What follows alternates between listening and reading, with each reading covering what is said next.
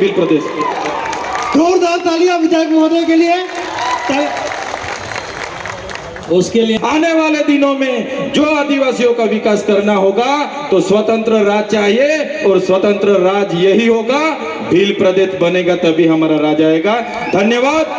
जोहार, जय आदिवासी, जय। सम्मान मंच पर आमंत्रित करना चाहेंगे चैतर जी वसावा, जो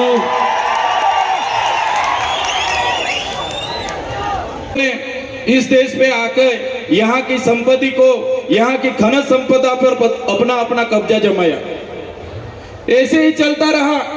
जो आदिवासी अपने प्रकृति पूजा, स्वावलंबन, स्वतंत्र, स्वायत्त, खुद की कमी, खूब कम चीजों पर अपना जीवन जी रहा था, उस आदिवासी को कहीं न कहीं इस संघर्ष में उतरना पड़ा और कहीं न कहीं अपनी प्रकृति से, अपनी संस्कृति से, अपनी समाज से उसको बिछड़ना पड़ा।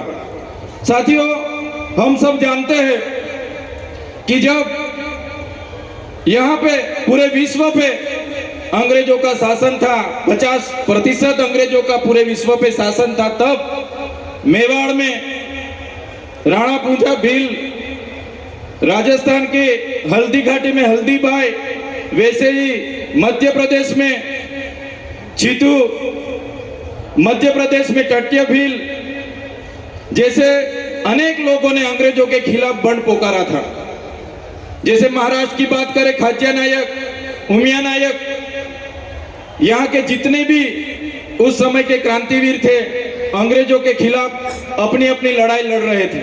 हमारे गुजरात की बात करें, कोटला मेहता, केसरी सिंह जैसे लोग वहां भी क्रांति कर रहे थे। ऐसे ही सभी लोगों ने क्रांति की, अपनी अपनी जगह पे जितना हो सके उतनी क्रांति की।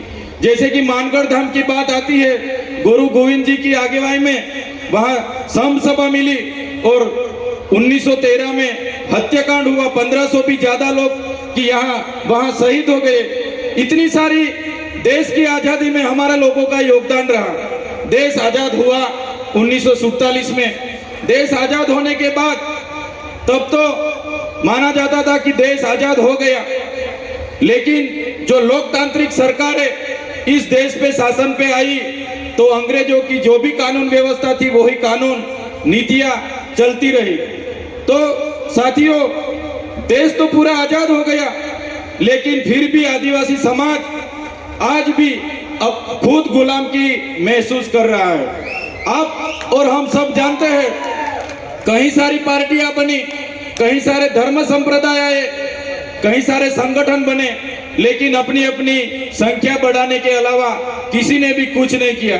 सबसे बदतर परिस्थिति इस देश में कोई किसी की होगी तो हमारे आदिवासी समाज, जो मूल निवासी समाज बोला जाता है, मूल मालिक समाज बोला जाता है, इस समाज की इस देश में हुई है।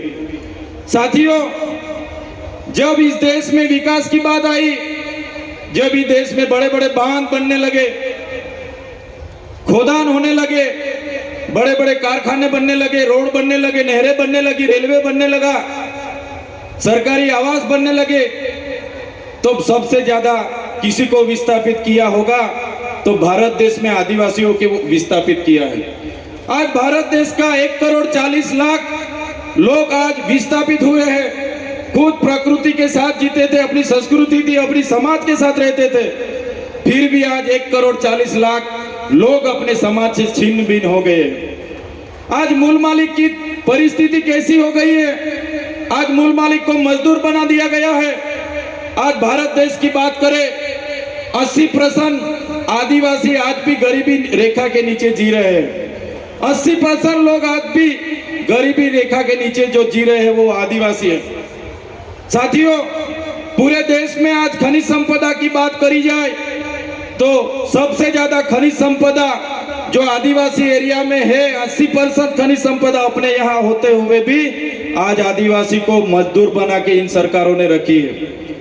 तो साथियों, आदिवासी एकता परिषद यही सिखाता है कि आदिवासी कौन था, कहां से आदिवासी आए, क्या हुआ।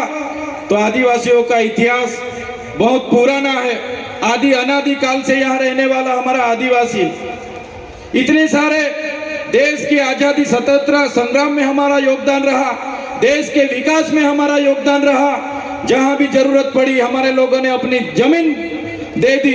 आज आदिवासी 50% आदिवासी के पास अपनी खुद की जमीन नहीं है। आज देश में 8% आदिवासी बस रहा है, लेकिन आज देश में 1% भी जमीन आदिवासी के पास नहीं है। साथियों, ये मूल मालिक की हमारे देश में ये हालत इन सरकारों ने बनाई है। तो साथियों, यही बात हम करते हैं और आज भी यही बात इस मंच से करेंगे कि जिस तरह देश में हमारी परिस्थिति हो गई है, कितनी भी सरकारें आएगी, हम भी आएंगे, जीतेंगे, एमपी बनेंगे, एमएलए बनेंगे, मंत्री बनेंगे, जितनी भी पार्टियां आएंगी, जो गैर आदिवासी की पार्टी होगी वो रिमोट उनके पास रखेगी, हम मंत्री तंत्री या कुछ भी हो जाएंगे, लेकिन आदिवासी की बात रखने के लिए कोई हमारे सामने नहीं आने वाले। साथियों, हम मन से हर बार कहते रहे और आज भी यही बात दोहराएंगे कि हम जिस इलाके से आते हैं वो आदिवासी इलाका है। हम अपनी आदिवासी एसटी सर्टी से अनामत रिजर्व बैठक से एमएलए बने हैं। तो जब भी हमारे समाज के लिए लड़ना होगा, जब भी हम हमारे समाज के लिए बोलेंगे, जब भी हम हमारा भील प्रदेश के लिए बोलेंगे और हमारी पार्टी जिस दिन हमें रोकेगी, इस दिन हमारे पार्टी के लिए हम पहले रिजाइन करेंगे। साथियों, आदिवासी का उत्थान, आदिवासी का उत्थान, आदिवासी का स्वायत्त राज होगा तभी आदिवासी का उत्थान होगा। आज आदिवासी एमएलए एमपी बने हैं, लेकिन जो मेन पोस्टिंग है सीएम है वो आदिवासी नहीं है। ट्राइबल एडवाइजरी की कमेटी आदिवासी के नहीं है, यहाँ के अधिकारी एनजीओ हमारे आदिवासी के नहीं है, इसलिए आज आदिवासी के बारे में कोई सोच नहीं रहा है। साथियों, आजादी के 78 साल हो गए। आज सरकार अमृत काल मना रही है, अमृत महोत्सव मना रही है। आज सरकार कह रही है कि विकास हो गया, विकास हो गया, विकास हो गया। ऊंची ऊंची प्रतिमा बना देने से, बड़े बड़े बिल्डिंग बना देने से, बड़े बड़े बांध बना देने से, अच्छे अच्छे रोड बना देने से आदिवासियों का विकास नहीं होगा। आदिवासियों का विकास तब होगा जब आदिवासियों का स्वशासन आएगा, जड़ जंगल जमीन और खनिज संपदा पर आदिवासियों का अधिकार होगा, अनुसूची 5 लागू होगी, पैसा 1 लागू होगा, सीएम आदिवासी होगा, ट्राइबल एडवाइजरी कमेटी का आदिवासी होगा, तब आदिवासी का विकास होगा। आजादी के 78 वर्ष के बाद भी आज हम लोग हमारे एरिया में टीचर के लिए आंदोलन कर रहे हैं, सड़क के लिए आंदोलन कर रहे हैं, डॉक्टर के लिए आंदोलन कर रहे हैं, रोड रास्ते के लिए आंदोलन कर रहे हैं, पीने का पानी के लिए आंदोलन कर रहे हैं। तो कब तक आंदोलन करते रहेंगे? कब तक धरना देते रहेंगे? कब तक लड़ेंगे, जीतेंगे, जिंदाबाद मुर्दाबाद करते रहेंगे?